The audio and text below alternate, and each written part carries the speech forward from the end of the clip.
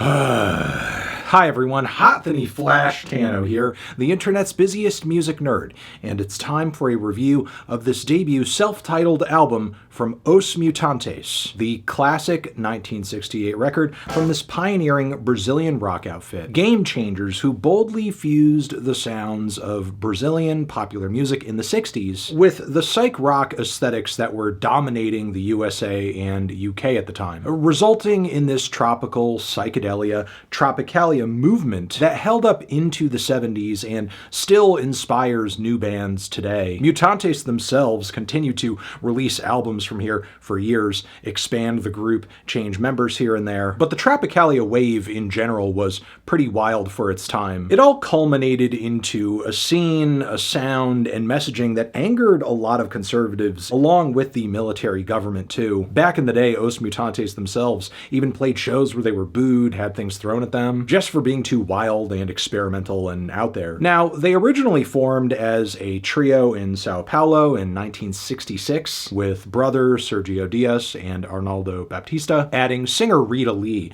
into the mix as well. They eventually settled on the name Os Brujos, which translates to the witches, but then they were deemed Os Mutantes by singer-songwriter Ronnie Vaughan right before going on a TV show the same year they formed. The band's early days also saw them collaborating pretty frequently with singer-songwriter and later politician Gilberto Gil, a successful and highly influential Brazilian artist in his own right who is most definitely worthy of a classic review down the road. And with Gil, they helped to further define this Tropicalia wave, working on music together and also facing threats from the government of exile. But by the time Os Mutantes got around to recording this album in '67, along with their own original material, they incorporated covers from Francois Hardy, the Mamas and the Papas, and material from their Brazilian contemporaries too. And while the band's delivery of these tracks is no doubt creative and skilled and detailed, the final result also definitely lives up to the name Os Mutantes, as we get all of these mutant spins on a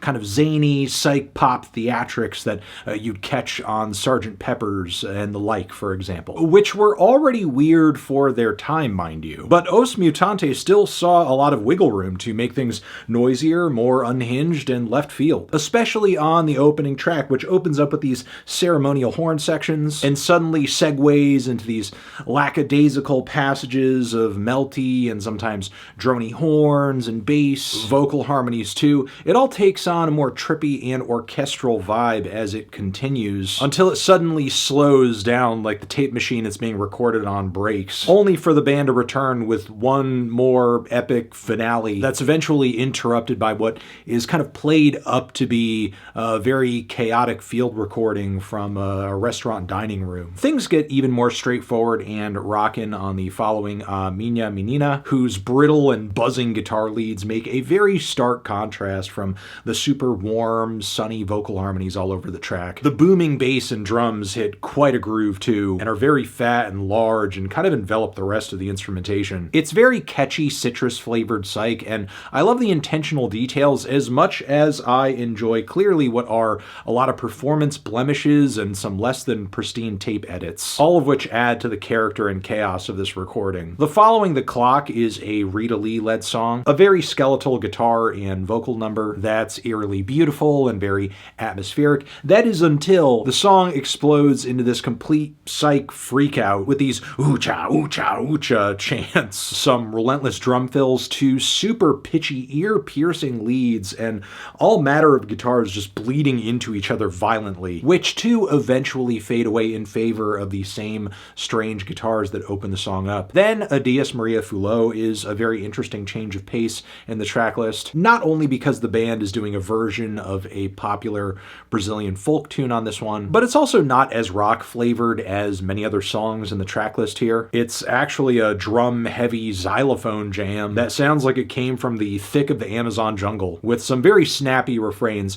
Adios Maria Fullo. One of the catchiest tracks here, only surpassed a little bit by moments like Baby, which is kind of like Mutantes' own twisted but still strangely beautiful take on a doo-wop tune. And this track was originally a Gal Costa tune, mind you. Think the Penguins' Earth Angel, but with overwhelming vocal harmonies and guitar leads that are just absolutely tinny and fried with distortion. I just can't get enough of the band's impassioned calls of baby, baby on the track. But just when you thought the band had like completely exhausted their range and their repertoire, we get Senior F, which is like this psych pop show tune. And I love that the band had the ability to pull something like this off with these super showy saloon pianos, drunken trombones. The mixing and performance creates more commotion than harmony among the instrumentation, and it really plays to the funny and sarcastic attitude the band is clearly going into the song with, because despite what is going to be for many a language barrier and also maybe a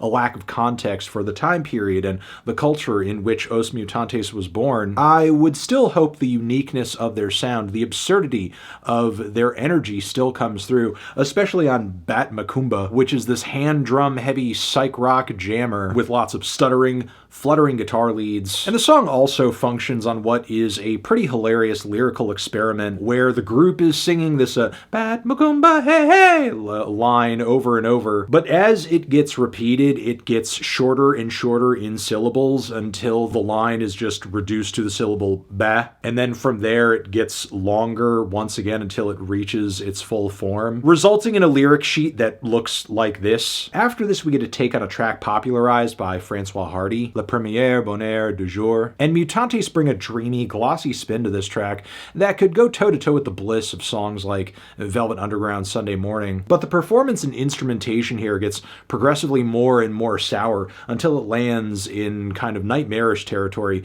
at its finish. The rock influences seep back in on Trem Fantasma, which is this wild journey of super expressive vocals, woodwinds, and drums. Guitars too, and the energy of the track kind of makes sense given that it's titled after an amusement park ride that has sort of a horror angle to it, as the lyrics describe this guy and his girlfriend getting a ticket to ride, and once they're on there, kind of dealing with all of these very surreal and freaky occurrences. The song also features a lot of weird little instrumental switch-ups and passages that kind of complement the parts of the story that they're sitting underneath. That Mamas and Papas track that I alluded to earlier shows up next in the track list, the band's version of Once Was a Time I Thought, which is titled here Tempo No Tempo, and it's a short track in the track list. The original is short too. It's really more of a stripped back kind of vocal piece, but nonetheless, Mutantes do some interesting stuff with it, opting instead for a sound that is backed with these really huge blaring horns. And the original version of the song has a very tight and specific flow to its lyrics as well, which Mutantes somehow like nail almost perfectly in Portuguese. Then the closing Ave Genghis Khan is a really rowdy jam, some slick pianos on this one, syncopated scatting, all of which are laced with some kind of interesting tape experiments here and there, either with vocals or what sounds like maybe audio from an opera that's playing in the background or something around the midpoint. It's a very lively way to take the record out for sure. But yeah, going back to this album, it's funny how still after all of these years, how many of the ideas, mixes, and instrumental arrangements are still so bold and interesting, especially in an age where I feel like modern streaming and music technology has pushed artists in a direction where they are creating music that is not only more simplified, but also overly perfected in terms of how it's assembled in the multi-track. Meanwhile, this record over here is almost 60 years old at this point, and most of it sounds like an insane burst of color in comparison to what's in the top 40 today. And while that is kind of disheartening and sad to see, simultaneously I am encouraged by the fact that Os Mutantes made the music that they did in a time, in a context socially, where the world around them was absolutely working against their success, and yet they somehow still persevered and made a record that decades later still sounds bold, exciting, and interesting, which is why it is a classic. Transition, have you given this album a listen? Did you love it? Did you hate it? What would you rate it? You're the best, you're the best. What should I review next? Hit the like if you like. Please subscribe and please don't cry. Hit the bell as well. Over here next to my head is another video that you can check out. Hit that up or the link to subscribe to the channel. Anthony Fantano, Os Mutantes, forever.